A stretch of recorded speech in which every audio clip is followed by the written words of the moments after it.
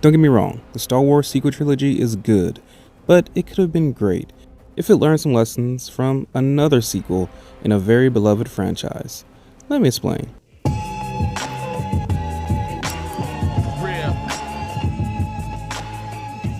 If you're new here, we do plenty of videos like movie reviews, theory, and analysis, so consider subscribing so you don't miss out. The Legend of Korra and the Star Wars sequel trilogy both follow grand fantasy tales that tell the story of a ragtag team of heroes against an overwhelming army of evil, a chosen one character, wise mentors, redemption arcs, and fan-pleasing conclusions. Both follow-ups have varying degrees of success compared to their predecessors, but I think The Legend of Korra does a far better job continuing the story. Here's a list of things the Star Wars trilogy could have learned from The Legend of Korra. Spoilers for both series ahead. First off, use past characters sparingly. Possibly to fans' dismay, The Legend of Korra didn't bring back old characters for major roles in the show. Sure, some showed up here or there like Toph and Zuko, but they never overshadowed the new cast. While in the sequel trilogy, it seems to be all about the old cast. In Force Awakens, Han's death was a major plot point. In The Last Jedi, Luke saves the day while Rey lifts some boulders.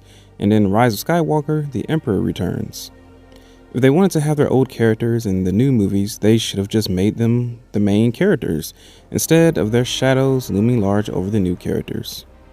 So the result is, a lot of it just feels like fan service. The creators of Avatar, Mike DiMartino and Brian Konietzko, have never seemed interested in fan service. They just tell the story they want to tell. In doing so, they allow the new characters, who the story is actually about, to flourish even more.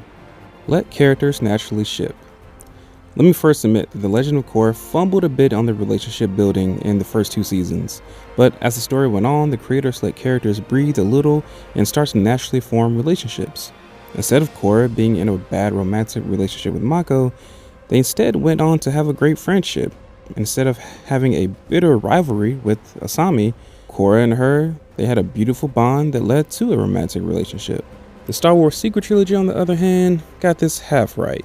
Finn and Rey relationship seemed a bit forced, get it? And Rey and Kylo conclusion seemed a bit abrupt and honestly kind of awkward, but there was at least some chemistry there. But there is one relationship that was full of chemistry and wouldn't have seemed forced or abrupt, and that of course is between Finn and Poe Dameron. I mean, geez, they seemed so close at the beginning of Rise of Skywalker that I just assumed they were together. Like, they are just right on top of each other. Like, I never stand that close to other people. But Disney isn't forward-looking enough or current-looking enough to have one of their main characters in the same sex relationship in a movie. Which is honestly absurd that a Y7 kids show on Nickelodeon is brave enough to show a main character be in a gay relationship in 2014, while Disney sits on their hands and tease gay relationships in a PG-13 franchise in the year 2019. Consistent narrative. And this is an issue The Legend of Korra had, that Star Wars sequel trilogy could have learned from. Legend of Korra kind of suffered from an inconsistent narrative, and that's because, well, at first they only had 1 season, then they kind of got another one, and then they were finally greenlit for 2. And that's when the story, I felt like, really started to feel cohesive, and the characters really started moving in really good directions. And especially in season 2 of Legend of Korra, it seemed like some characters regressed in their character development and stories because there wasn't that consistent narrative. In the Star Wars sequel trilogy, it just filled with this. I mean, you have huge plot details and story aspects that just change from movie to movie. Some things being retconned just seconds into the next movie. It just all feel a bit sloppy. Mostly because they have a different director, but it would have just been so much better if there were just one direct narrative. Change the look and feel of the villains. In the original Star Wars trilogy, the 2 antagonists were Darth Vader, a black-cloaked, heavy-breathing Sith with a redemption arc, and Emperor Palpatine, a withering old man in a robe who tempts people into the dark side. While in the sequel trilogy, the 2 main antagonists is Kylo Ren, a black-cloaked, heavy-breathing Sith with a redemption arc, and Emperor Palpatine, or Snoke, a withering old man in a robe who tempts people into the dark side. Legend of Korra switched up the look and feel of all the antagonists from Avatar. For instance, Amon was vastly different from Ozai, but he still felt like just as big of a threat. Also, it would have helped the sequel trilogy to add some more morally gray to the pretty basic good and evil story in Star Wars. The villain's motives in the sequel trilogy didn't go beyond evil for evil's sake. While The Legend of Korra evolved past the simple good versus evil dynamic from Avatar and added motives to the villains that were understandable. Amon wanted equality, Unalaq wanted spirituality, Zahir wanted freedom, and Kuvira wanted unity. Each motive a far improvement over Ozai from Avatar. Don't carry on storylines from previous series. In Avatar: The Last Airbender, Fire Lord Ozai was the big bad villain. He was the strongest, biggest, most evil person. Like his father and his grandfather before him, he led the Fire Nation in the war over the Four Nations.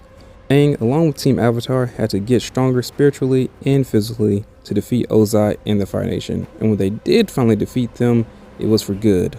Ozai didn't return in The Legend of Korra to cause more havoc. In fact, no one from the Fire Nation was an antagonist.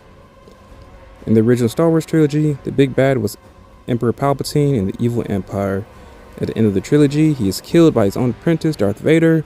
Thus, the rebels win and the Empire is defeated. Until a few sentences into the opening crawl of The Force Awakens, Luke Skywalker has vanished. In his absence, the sinister First Order has risen from the ashes of the Empire and will not rest until Skywalker, the Last Jedi, has been destroyed. With the support of the Republic, General Leia Organa leads a brave resistance. The First Order? Resistance? I thought the story was complete. The major issue I have here with this is that it all makes the original trilogy seem fruitless, as if all the work Luke, Leia, Han, and the team did was for nothing.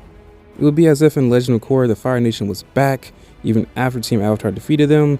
It would make their accomplishments feel very hollow. Strong female character. Now this isn't really something that I think the sequel trilogy should have learned from Korra, it's just more of an observation, because I think both series have well-written, strong female leads. I'm more so pointing out that no matter what you do, you can't please some of the fanboys. With the Star Wars sequel trilogy, there is Rey, a likable, powerful, young Jedi with just as much story as her mentor Luke had, who is fairly victorious in most of her battles. In Korra, you have a brash, powerful avatar who makes mistakes and has her fair share of setbacks, who grows to be a better person. Point being is, if a female character does everything right, she's called a Mary Sue, a term I never use, and if things don't go her way all the time, she's called weak. I admit I may be overgeneralizing here. This is the absolute biggest thing the sequel trilogy should have learned from Legend of Korra, and that is original creator input. For Legend of Korra, that was no issue at all. The original creators of Avatar also helmed the Legend of Korra. In fact, most things Avatar related was their creation, or they had direct input or their blessing. Whether it's the comics, books, and TV, the biggest thing not to have their input was the live-action movie, The Last Airbender, and we know how that turned out. As for the sequel trilogy, there's a lot of drama surrounding George Lucas' input on it. When he sold Star Wars to Disney, he also sold them story treatments for the sequels, thinking Disney would use them. But that was not the case at all, and Lucas felt betrayed. And honestly, who knows each of these worlds better than the creators themselves? And even if they do have missteps, at least it's their vision. To wrap up a lot of these points, this comes down to not being afraid of letting go of the past and charting your own path, and trust the audience doesn't need fan service to enjoy a well-told story. In Bob Iger's book, he spoke of Lucas. In each of the films in the original trilogy, it was important to him to present new worlds, new stories, new characters, and new technologies. I think the sequel trilogy did none of that. But that's my opinion. I would love to hear yours. Do you agree with any of my points, disagree with others, or have some other thoughts? Let me know. And if you got something out of this video, please like, comment, share, and subscribe. And sincerely, thank you for watching. I'm out.